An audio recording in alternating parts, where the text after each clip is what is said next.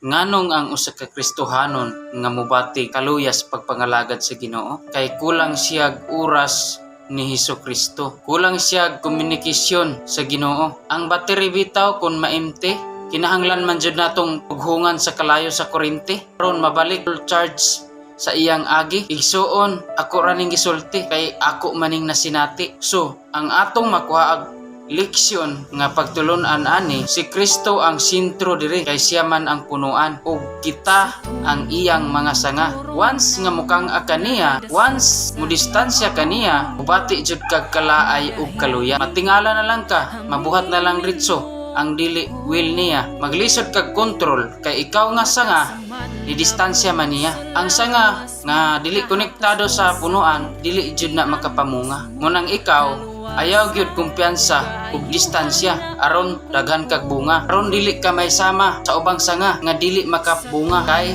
nalaya na. Maong pulungan og itsa sa kalayo kay wala nay kwinta. Maong nagpasadaan si Ginoong Hesukristo, duol kamo kanako, kamo tanan nga nabug-atan ug papahulayon ko kamo. Isangon ninyo ang akong yugo ug pagtuon kamo diha kanako kay ako maaghop ug mapaubsanon sa kasing-kasing ug makakaplag kamo pahulay alang sa inyong kalag kay sayon ang akong yugo ug gaan ang akong luwan. So kung laayon dayta makikunik dayta sa iyaha uban sa iyang gamhanang presensya, ato siyang daygon og kantahan og halad nga para sa iyaha nga mga awit nga makalangit og inubanan sa pagtuon sa pulong sa Biblia aron mobalik ang atong madasigong kusog og makalahutay kita sa mga pagsulay. Basta makatutok lang ta niya, dili lang di ay ta puro social media. So kung ato kining gituman di arata makasinati pahulay niya, di arata niya makabaton og kalinaw, kalipay ug ugma. Ang gibuhat ron sa uban imbis adto ihatag niya ang pahulay sa buluhaton sa Ginoo, tuanoon sila sa mga bisyo og mga nagkalain-laing kahilayan dinis kalibutan. Ang resulta rapod ug ang nakuha nga pamatasan mao rapod ang kinaiyas kalibutan. Mao kini karon ang itira sa yawa. Ang kaaway walay giila, Kristohanon man ka o dili,